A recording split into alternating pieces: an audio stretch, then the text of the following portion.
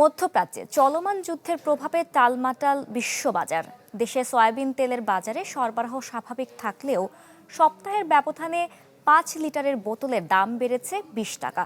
ব্যবসায়ীরা বলছেন পরিবহন খরচ বাড়ায় লিটারে বেড়েছে 2 থেকে 3 টাকা।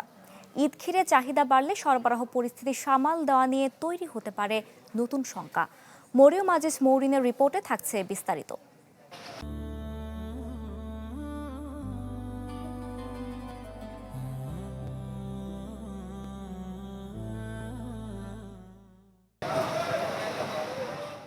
মধ্যপ্রাচ্যে চলমান সংঘাতের প্রভাবে অস্থির হয়ে উঠেছে বিশ্ববাজার।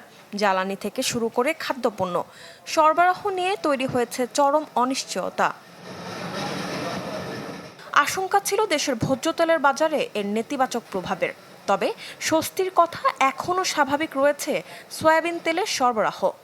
কোম্পানি যারা তারাও সুযোগ নেওয়ার চেষ্টা করছিল যে তেল যেহেতু স্টক বহির্বিশ্বের যুদ্ধ চলতেছে রাইখা দাম বাড়ানোর, কিন্তু গভর্নমেন্টের কথাবার্তা যখন বলছে যে ভোজ্য তেলের দাম বাড়বে না, তাদেরকে প্রেশার কিক করার কারণে গতকাল থেকে মোটামুটি তেল তারা অ্যাভেলেবেল দিচ্ছে। এখন যা চাই মোটামুটি তাই দেয়। তেলের দাম বাড়ে নাই, তেল আছে বাজারে, কিন্তু ভবিষ্যতে সংকট হতে পারে। রাজধানীর বিভিন্ন পাইকারি ও খুচরা বাজারে সংকট নেই বোতলজাত তেলের।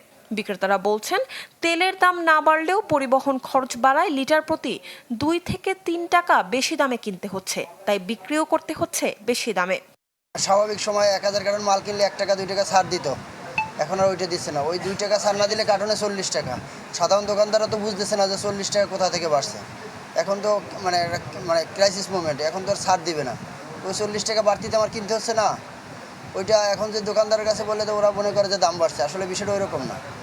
ট্যারিফ কমিশনের তথ্য বলছে দেশে ভোজ্য তেলের বার্ষিক চাহিদা প্রায় 23 থেকে 24 লাখ টন, যার 90%ই আমদানি করতে হয়। দৈনিক চাহিদা প্রায় 5000 টন। তবে রমজানের পুরো মাস জুড়ে এই চাহিদা বেড়ে দাঁড়ায় 3 লাখ টনে। বিশ্লেষকদের মতে আগের আমদানি করা তেলের মজুদ পরিস্থিতি ঠিক থাকলে বড় ধরনের সংকটের আশঙ্কা কম। তবে মধ্যপ্রাচ্যের যুদ্ধ দীর্ঘস্থায়ী হলে বাজারে চাপ তৈরি হতে পারে।